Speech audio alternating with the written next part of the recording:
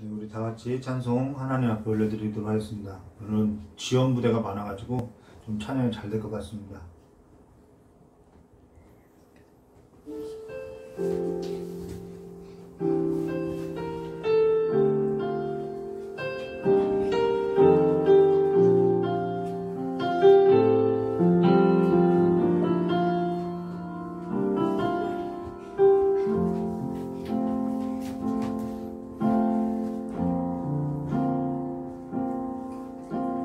아버지 사랑 내가 노래해. 아버지 은혜 내가 노래해. 그 사랑 변함없으신 거짓없으신 성실하신 그 사랑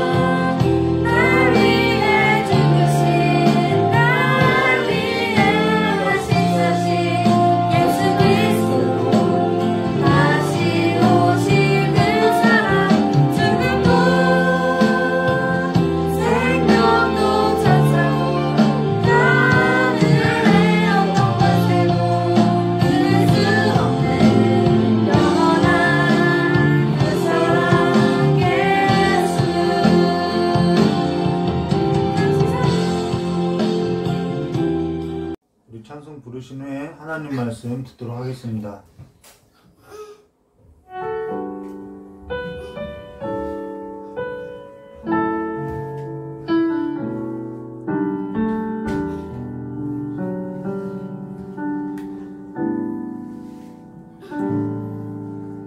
부르심 따라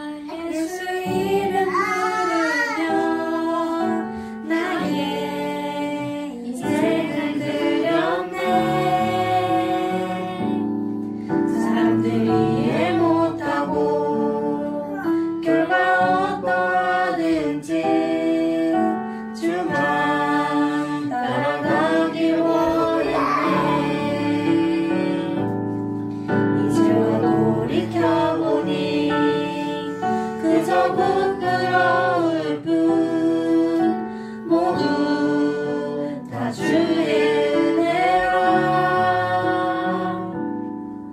벼랑 끝에서 나를 주의 손이 이끌어 여기까지 인도하셨네.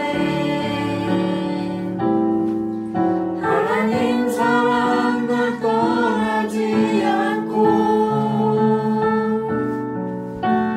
끝까지 사랑하셨기에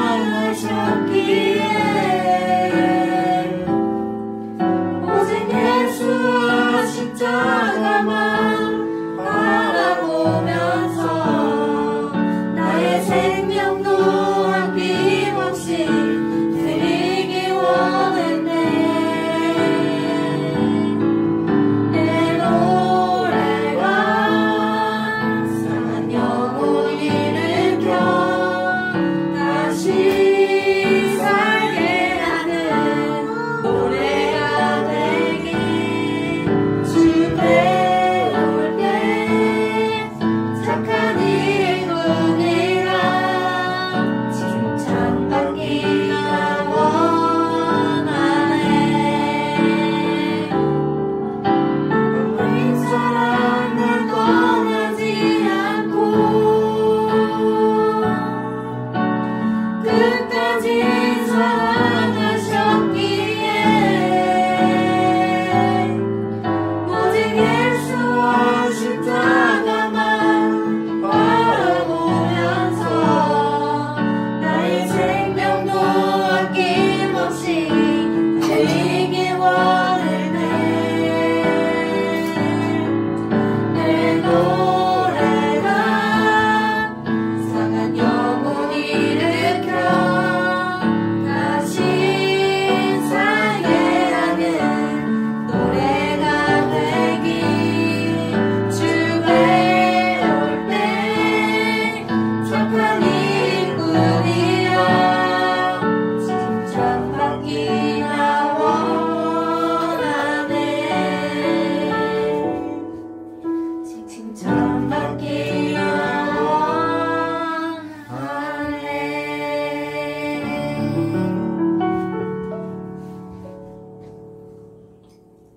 오늘은 요한복음 10장 22절과 42절의 말씀으로 내 손에 돌이 아닌 선을 잡고 살라라는 제목으로 우리 하나님 말씀 보겠습니다.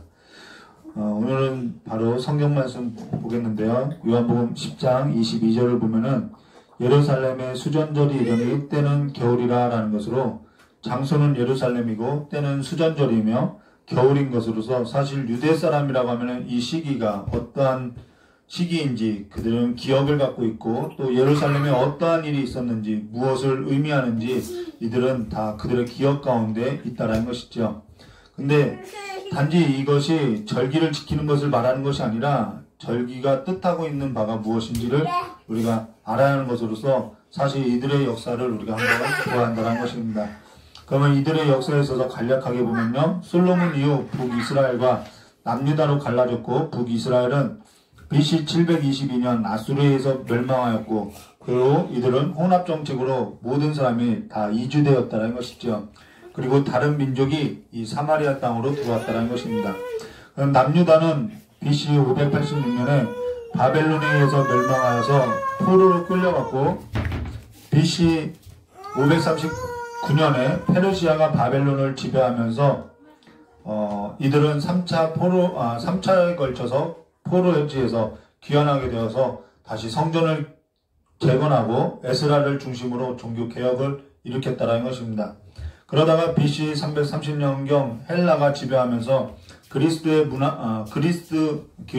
문화권의 헬라 문화 영향을 받게 되었고 유대인들도 헬라파 유대인들이 생겨난 것으로서 이 헬라 중심의 문화라는 것은 물질을 중시하였고 인간 본연의 그 감정에 충실한 것으로서 헬라 사람이 유대 땅으로 들어와서 장사를 하면서 그들에 반하여서 저항하는 경건주의자 운동이 생겨났다는 것입니다. 그러다가 BC 323년에 알렉산더가 죽고 나서 헬라는 4개의 지역으로 갈라지게 되었고 셀루쿠스 왕조가 그 두 지역과 연맹을 하여서 하나는 이집트 지역으로 프톨레미 왕조가 생겨났고 나머지는 셀루쿠스 왕조가 지배한 것으로서 처음에는 유대 지역은 프톨레미 왕조가 지배하게 되었다는 것입니다. 근데 이때만 하여도 유대 땅은 조공을 바치면서 종교에 있어서는 어느 정도 자유가 있었던 것으로서 살았지만은 사실상 헬라 문화로부터는 영향을 많이 받아왔다는 것이지요. 그러던 중에 유대 지역이 셀루쿠스 왕조에게 넘어가게 되면서 안티오쿠스 3세가 로마와 전쟁을 하게 되었고 전쟁의 과징금을 지불하면서 그의 아들 안티오쿠스 4세가 로마로 볼모로 잡혀가게 되었는데 그가 로마의 그리스의 그 헬라의 문화를 접하게 됐다는 것입니다. 그러면서 그가 로마에서 볼모로 있으면서 나는 헬라와 정책을 피겠다라는 그러한 다짐을 했다는 것이지요.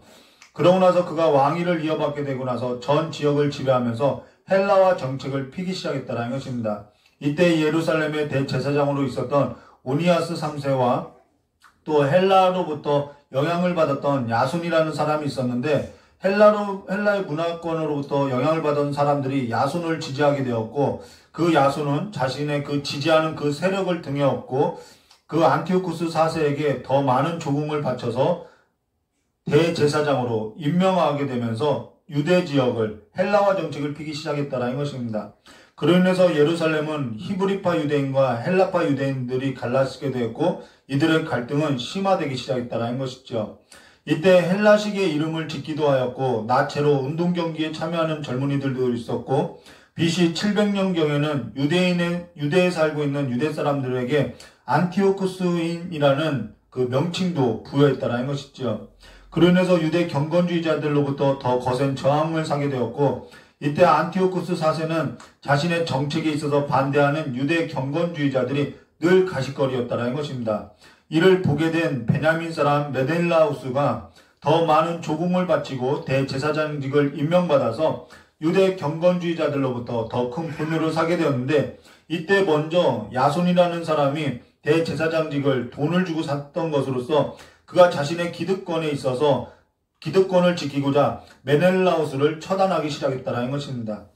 이때 이집트까지 지배하고자 한 안티오쿠스 4세는 로마의 간섭으로 인해서 이집트와 싸워보지도 못하고 다시 되돌아오면서 이집트와 페르시아의 경계인 유대 지역을 자신의 지배 아래 더 확고히 하고자 유대 지역을 안식일에 침입하고서 아무런 저항 없이 승리를 얻게 됐다는 것이죠. 그런 후에 메넬라우스에게 저항한 야손과 그의 지지자들을 처단하였고 헬라화 정책을 더 확고히 한 것으로서 예루살렘 성전에는 안티오쿠스 4세의 신상을 만들어냈고 돼지를 잡아서 그 돼지의 피로 제사를 지냈고 그래서 그 피로 인해서 성전을 더럽히게 되었고 유대인들에게는 두 가지를 금하게 했던 것으로서 안식일을 금했고 할례를 금했다는 것입니다. 그리고 율법을 금했다는 것이죠.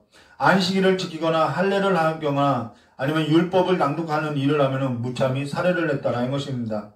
그리고 이때가 이들에게 있어서는 너무나도 매섭고 무섭고 차가운 겨울로서 오늘 요한복음 10장 22절에 예루살렘의 수전절이니 때는 겨울이라라는 말의 의미가 바로 이 배경에 있다라는 것이죠.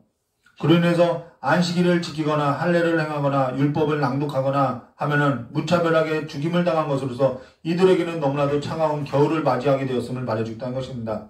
그러다가 BC 167년에 제사장인 마따디아스가 강제적으로 신상의 제물을 드릴 것을 강요받았고 이를 거절하게 되면서 군중 중 한 사람에게 그를 죽이라고 명령했는데 그에 있어서 그 명령을 듣고 어느 한 사람이 죽이고자 할 때 마따디아스 그 제사장이 의분으로서 그 파견 나온 사신을 죽이고 그 사람도 죽이면서 이 일을 계기로 마카비 혁명이 일어나고 예루살렘을 다시 탈환하게 되었고 더럽혀진 성전을 깨끗하게 하고 신상을 깨부시고 또 이들은 왕조를 이룬 것으로서 하솔몬 왕조를 이루게 됐다는 것입니다. 그런데 그때 성전을 청소하는데 이 성전의 등불을 받게 하는데 기름이 하루치밖에 없어서 어떻게 할까 고민을 하다가 그 하루치 분량만으로도 우리가 성전을 정화시키자라는 그들의 생각에 의해서 하루의 분량으로 정화하기 시작했는데 이것이 하루치 분량의 기름이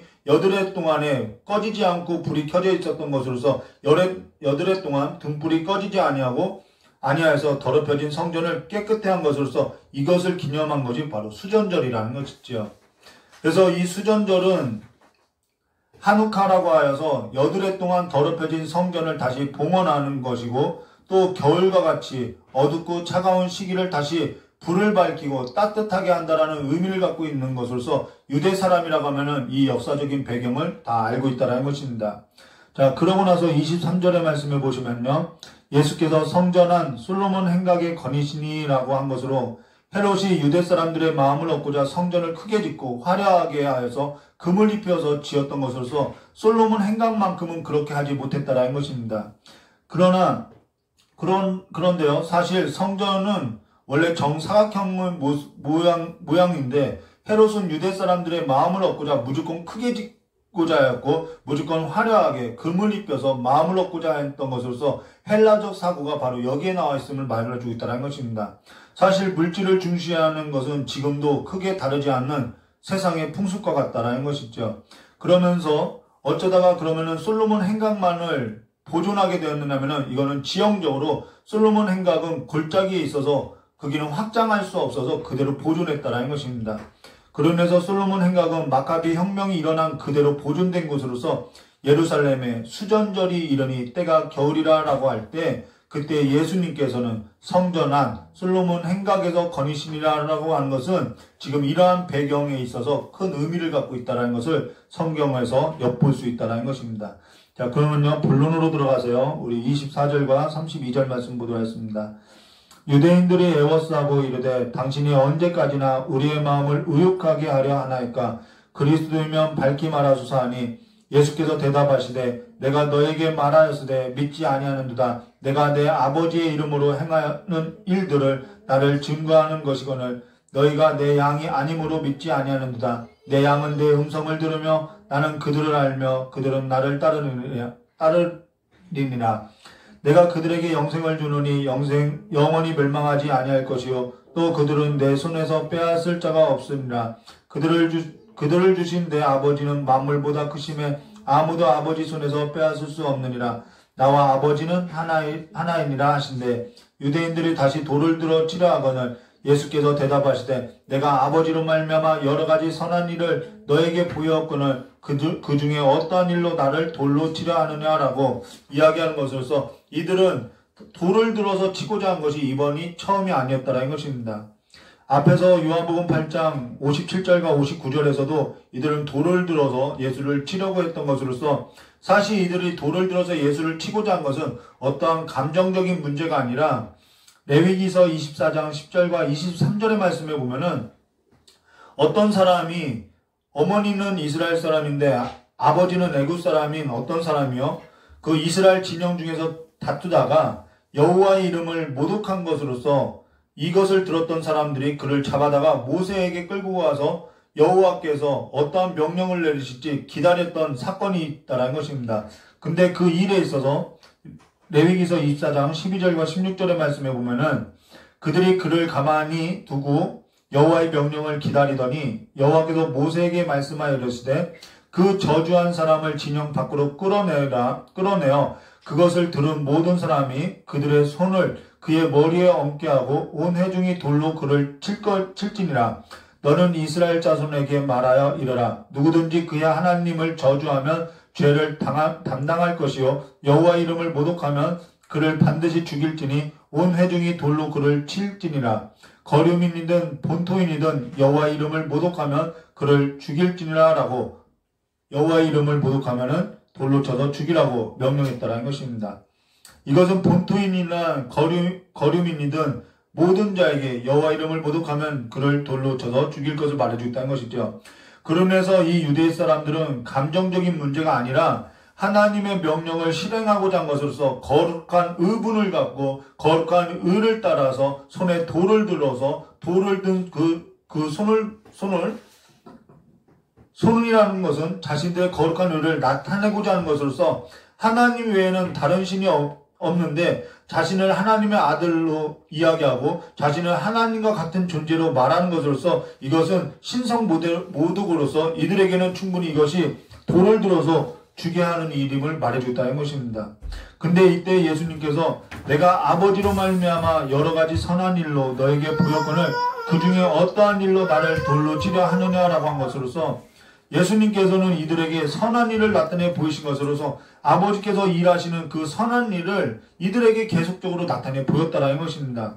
근데 그들은 33절에 유대인들이 대답하되 선한 일로 말미암아 우리가 너를 돌로 치려 하는 것이 아니라 신성모독으로 인함이니 내가 사람이 되어 자칭 하나님이라 함이로다 라고 한 것으로서 이 말은 이들의 어떠한 정서가 있냐면요, 우리는 너가 선한 일을 하든 안 하든 그것과 상관없이 너가 지금 신성모독을 했느냐 안 했느냐의 문제로 인해서 묻고 있는 것으로 너가 지금 신성모독을 한 것으로서 우리는 돌을 들어서 너를 죽이고자 한다라는 말이라는 것입니다.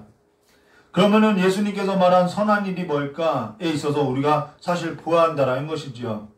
요한복음 5장 1절과 18절에 38해 된 병자를 고치신 일로서 안식일에 이 병자를 고쳤다라는 것입니다. 그때 예수님께서 안식일인데 그들은 예수님에게 안식일인데 내가 자리를 들고 가는 것이 옳지 않다라는 말로서 그들과 논쟁이 일어났는데 예수님께서는 그들과 논쟁을 피하시고 나서 내 아버지께서 이제까지 일하시니 나도 일한다라는 말로서 하나님의 선하신 일을 행한다라고 거기서도 말하고 있다는 것입니다. 또 안식일에 날 때부터 맹인된 사람을 실로암 못에 보낸 것으로서 그를 고쳤고 자신을 드러낸 사건이 있는데 정작 그들은 보지 못하고 듣지 못하고 믿지 않은 것으로서 예수님께 대하여 너가 귀신 들렸다 미친 자라고 하였다라는 것이죠.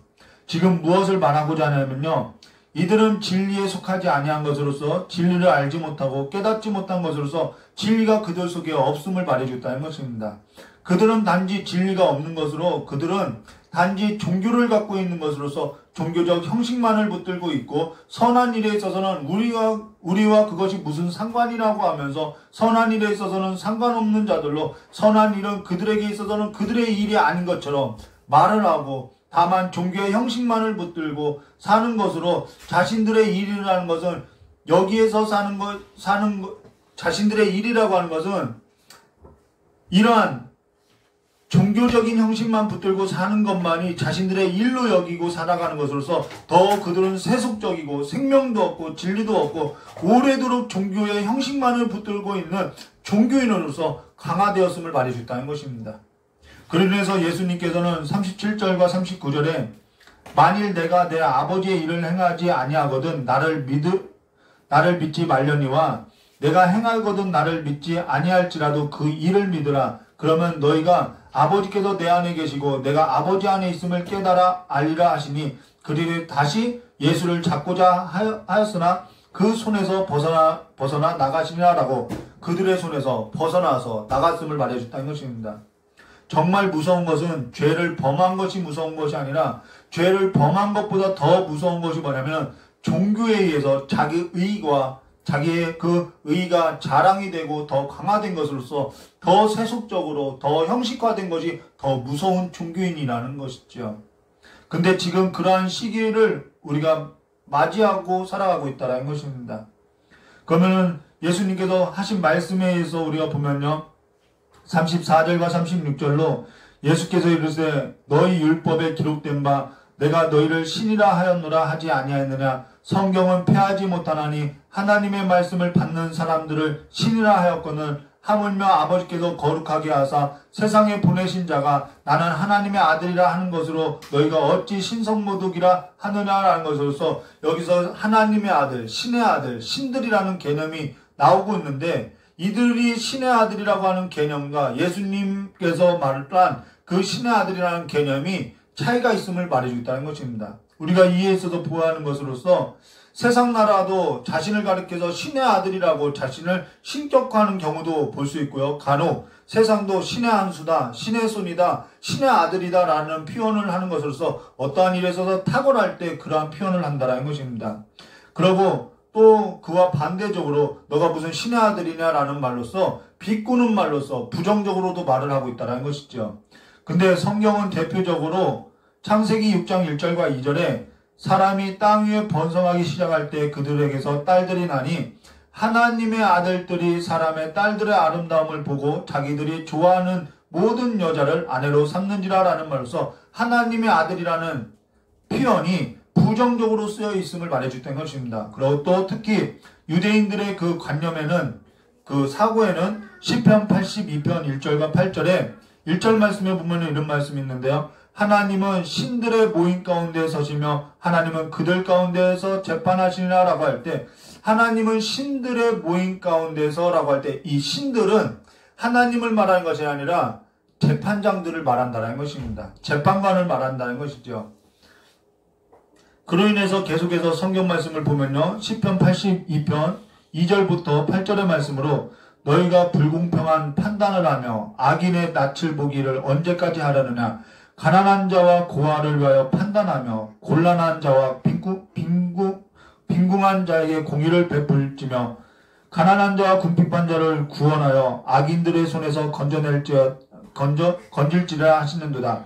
그들은 알지 못하고 깨닫지 못하여 흑암 중에 왕래하니 땅의 모든 터가 흔들리는도다. 내가 말하기를 너희는 신들이며 다 지존자의 아들들이라 하였으나 그러나 너희는 사람처럼 죽이며 고간에 하나같이 넘어지리로다. 하나님이시여 일어나사 세상을 심판하소서. 모든 나라가 주의 소유이기 때문입니다 라는 말로서 여기서 너희는 신들이며 라는 말로서 신의 아들, 신들이라는 이러한 표현은 사람에게도 쓰이는데 어떠할 때 쓰이냐면은 하나님의 율법을 받아서 주어진 삶에 있어서 그 사명을 감당하는 것으로서 공의를 베풀고 선을 따라 살아갈 때 그들을 가리켜서 신들이라고 이야기하고 있다는 것입니다.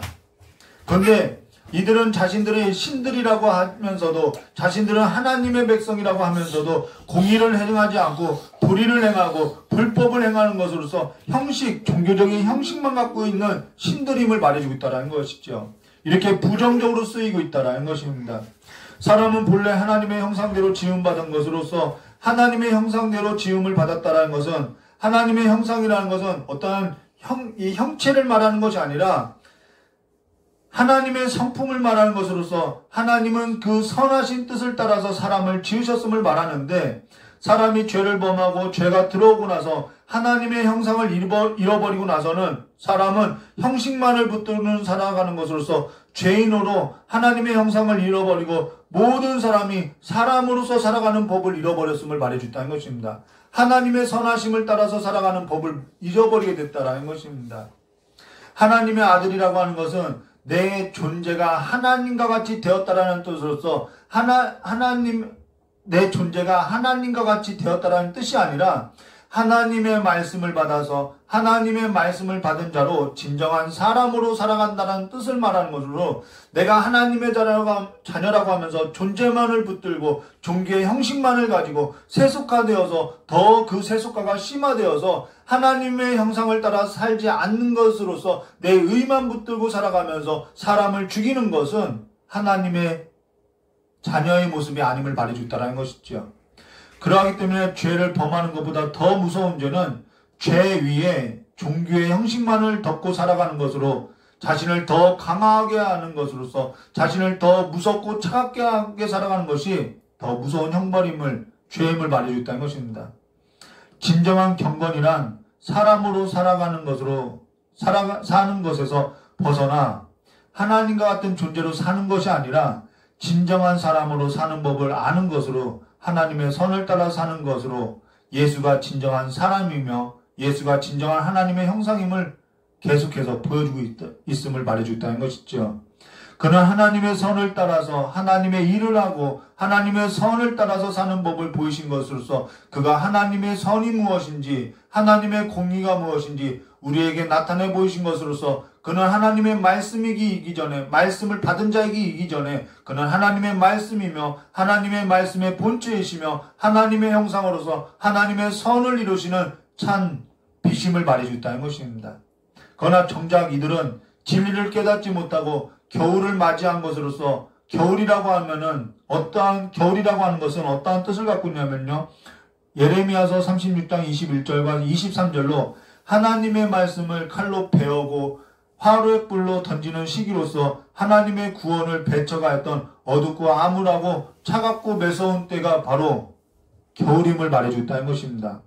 수전절은 모세의 율법이 아니라 이들의 승리를 자축하는 것으로서 더럽혀진 성전을 다시 하나님께 봉헌하고 어둡고 차가운 날에 있어서 빛을 밝히고 생명을 살리는 회복의 날인데, 정작 이들은 성령이신 예수를 죽이고자 하였고 빛으로 오신 생명의 주를 알아보지 못하는 것으로 종교의 형식만을 붙들고 하나님의 선보다는 자신들의 의의가 더 중요하다라고 그러면서 사람을 죽이고 있음을 말해줬다는 것입니다. 갈라디아서 4장 4절과 5절에 때가 차면 하나님이 그 아들을 보내사 여자에게 나게 하시고 율법 아래 나게 하신 것은 율법 아래 있는 자들을 속량하시고 우리로 아들의 명분을 얻게 하려 하심이라라고 한 것으로, 우리를 속량하사 그 아들의 명분을 얻게 하시고자 그가 율법의 저주를 받아서 나무에 달려 죽으신 것으로서 우리를 대신하여서 저주를 받아 율법의 저주에서 우리를 속량하셨음을 말해줬다는 것입니다. 그러면서 우리가 다 베드로전서 2장 9절과 10절의 말씀과 같이 그러므로 너희는 택하신 족속이 왕같은 제사장들이며 거룩한 나라요 그의 소유된 백성이니 이는 너희를 어두운 데서 불러내어 그의 기이한 빛에 들어가게 하신 이의 아름다운 덕을 선포하게 하려 하심이라. 너희가 전에는 백성이 아니더니 이제는 하나님의 백성이요 전에는 국류를 얻지 못하더니 이제는 국류를 얻은 자라고 하나님의 아름다운 덕을 선포하게 하려 하심이라고 말하고 있다는 것입니다. 하나님의 아름다운 덕이라는 것은 베드로후서 1장 3절과 4절의 말씀에 그의 신기한 능력으로 뭐와요? 생명과 경건에 속한 모든 것을 우리에게 주셨으니 이는 자기의 영광과 덕으로서 우리를 부르신 이의 이를 알므로 말미암음이라. 이로써 그 보배롭고 지극히 큰 약속을 우리에게 주사 이 약속으로 말미암아 너희가 정욕 때문에 세상에 썩어질 것을 피하여 신성한 성품에 참여하는 자가 되게 하려 하심이라 라는 말로서 하나님의 형상이라는 것은 이 하나님의 신성한 성품에 참여한 삶을 말해줬다는 것입니다.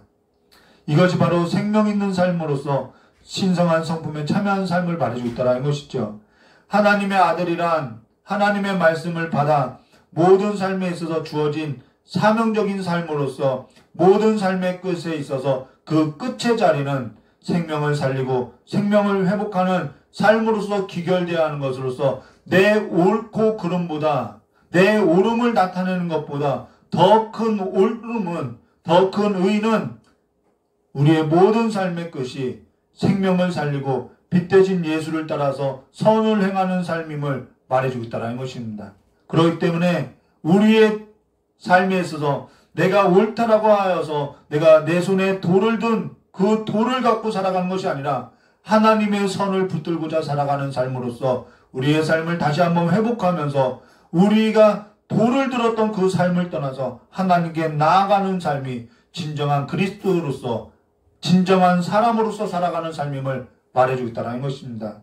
내가 율법에 갇혀서 율법으로 의로운 자로 하나님의 자녀가 된 것으로 하나님과 같은 존재로 여기면서 하나님의 선이 아닌 종교의 형식만을 가지고 내 의를 따라서 손에 돌을 잡고 사람을 죽이는 삶으로서 내 인생이 기록된다고 하면 그 인생의 끝은 내 손에 피만 가득한 것으로서 구원이 지랑하는 삶으로서 내 인생이 어둡고 차가운 겨울을 맞이할 뿐임을 말해줬다는 것입니다.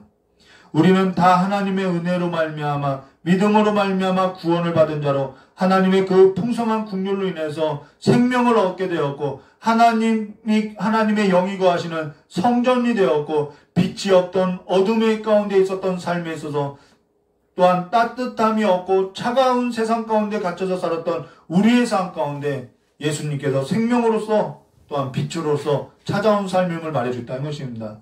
오늘 차가운 겨울이 지나서 봄을 맞이하는 새 삶으로 새로운 생명으로서 살아가는 삶이 되시고 새로운 생명의 빛을 바라는 삶으로서 하나님의 선하심이 우리의 삶 가운데 자리마다 새겨지고 자리마다 임하여지는 그 삶으로서 모든 삶의 자리의 끝이 사람을 죽이는 역사로 기억되는 것이 아니라 사람을 살리는 역사로서 기억되는 거룩한 성도가 되시기를 주님의 이름으로 축원하며 평생의 손에 돌을 들고 무의미하게 나의 옳은말을 주장하면서 살았던 그 삶으로부터 이제는 손에 돌을 내려놓으시고 하나님의 선하심이 무엇인지 하나님의 선하심을 따라서 하나님의 의의 기준을 따라서 영원한 삶의 의미의 가치를 두고 새로운 삶으로서 살아가는 그 삶으로 길을 떠나는 예수의 사람들이 되시기를 주님의 이름으로 축원합니다. 우리 다 같이 기도하도록 하겠습니다.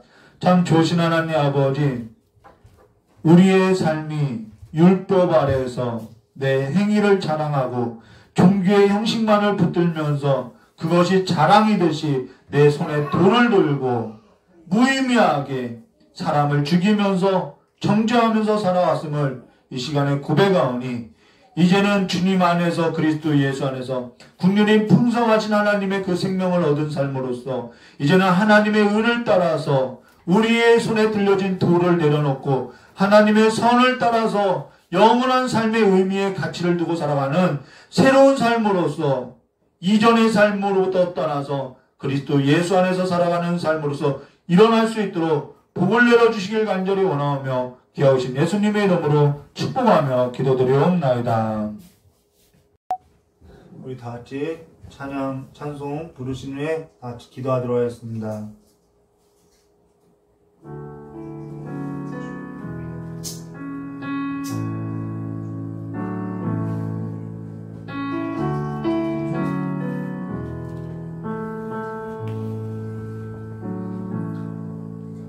주여 우린 연약합니다.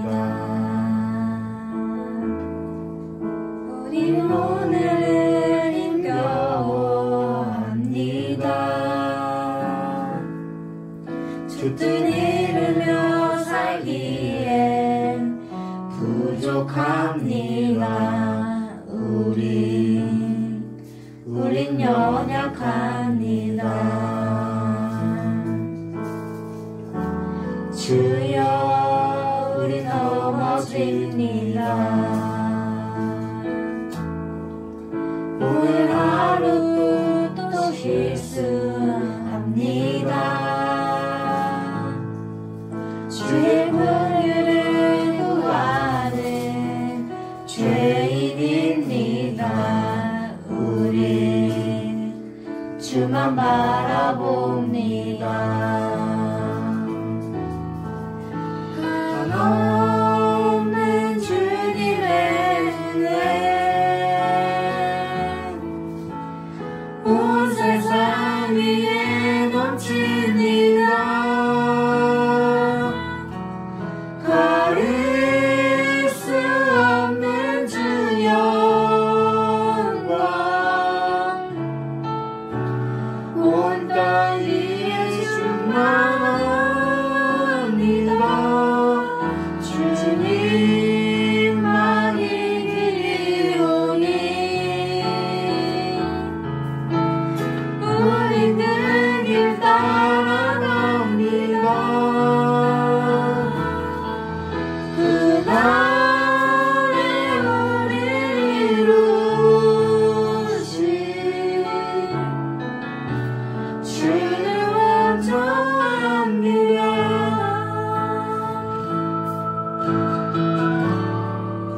주여 우리 연약합니다. 주여 우리 연약합니다. 우리 오늘을 힘겨워합니다. 주를 이루며 살기에 부족합니다.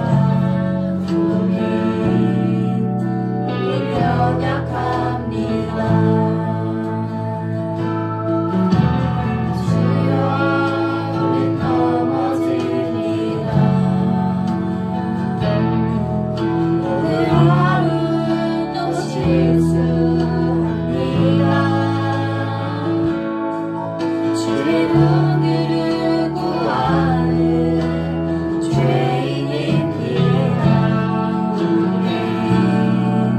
주만 바라